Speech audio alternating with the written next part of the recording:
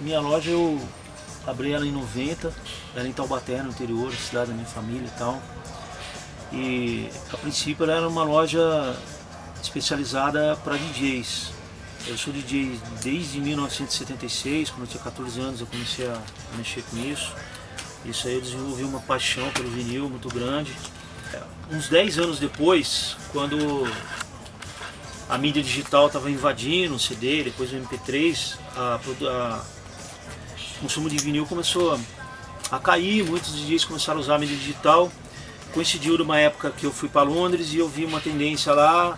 Quando eu voltei, eu comecei a transformar a minha loja de uma loja especializada, única e exclusivamente num tipo de música, para atender um tipo de público que era DJ. Comecei a abrir o leque, trabalhar com todos os gêneros, ela virou um sebo. Fui comprando os acervos, comprando coleções, comprando um acervo de rádio, até chegar aos 30 mil discos, que é mais ou menos o estoque que eu tenho aqui hoje. Então, a loja está um pouco bagunçada assim, cara, porque a gente acabou de mudar de ponto. E você imagina, para você reorganizar um estoque de 30 mil discos, é um pequeno trabalho, né?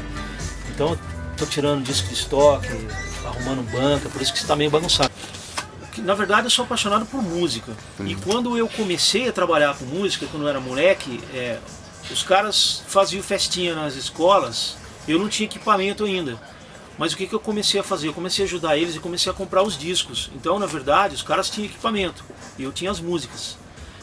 Eu comecei a pegar, assim, um certo gosto, paixão pelo lance que é de fazer à noite mesmo, esse trabalho do disc jockey. Comecei a comprar música, comprar disco, comprar música. Minha formação musical é de música negra americana, né, meu? Na época da Motown, Steve Wonder, Michael Jackson, foram as primeiras músicas assim que realmente me fizeram a olhar um pouco diferente para a música.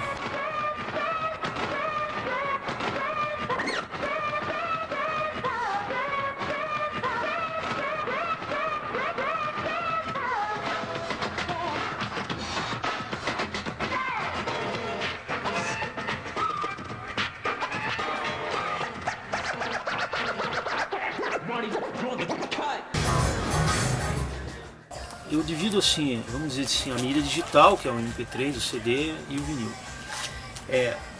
O vinil, a qualidade do vinil, ele é superior à qualidade da mídia digital, porque tecnicamente existe uma faixa de frequência, as frequências baixas, que a mídia digital não alcança e que o vinil ele tem como resposta de frequência. Principalmente no bumbo de bateria, contrabaixo, esses instrumentos que têm frequências baixas.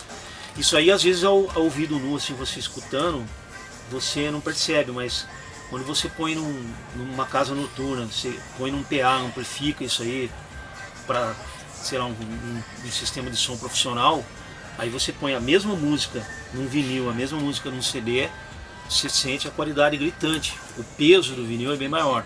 E isso, logicamente, desde que haja um equipamento para tocar o disco de vinil profissional. Agulha profissional, cápsula profissional, coisa da melhor qualidade. E o disco, que a prensagem dele seja boa também.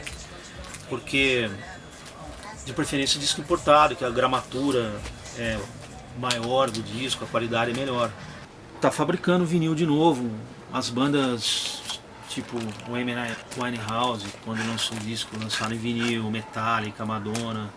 E hoje a gente acha discos de vinil prensados agora. É um pouco diferente dos da época, ele tem uma gramatura um pouco maior, 180 gramas, ele é mais grosso, assim, mais pesado.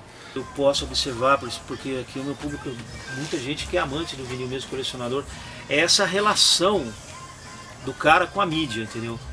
O vinil, ele pega o vinil, ele sente aquilo, ele olha as faixas dos discos, ele tira o encarte, ele vê as fotos.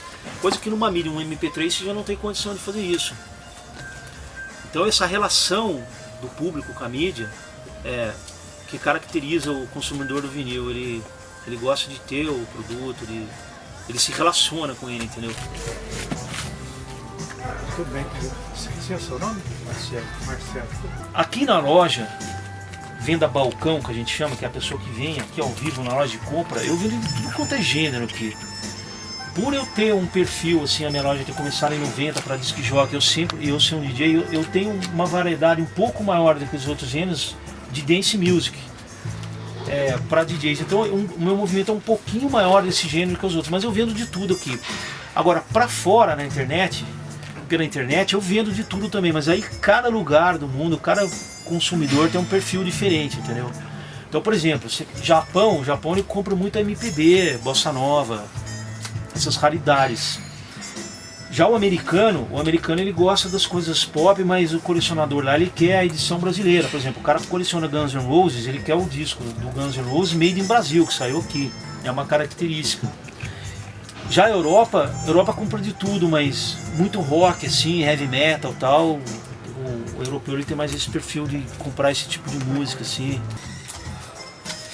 É esse álbum do Michael Jackson aqui. Eu vendi um picture disc desse, que era um disco igual aquele lá, tal, com esse desenho, por $1.000. Na época, a gravadora aqui no Brasil do Michael Jackson era para testar, para ver se a gravura, se o desenho ia ficar legal no disco. Ela pegou alguns discos e prensou, sei lá, 150, 200 discos com essa gravura do Michael Jackson, o Dangerous, ou seja, virou um picture disc, só que se você colocava o disco para tocar, ele não era Michael Jackson que tocava, era um Richard Clayderman.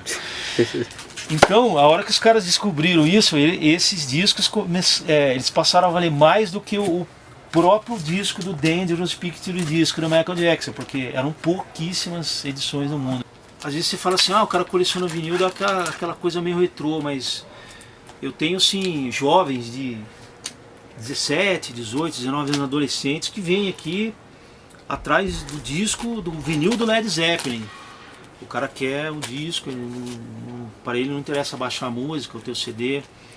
Os caras sentiram uma tendência no mercado que o vinil vai demorar um pouco para morrer, justamente por essa relação, essa paixão que as pessoas têm por ele.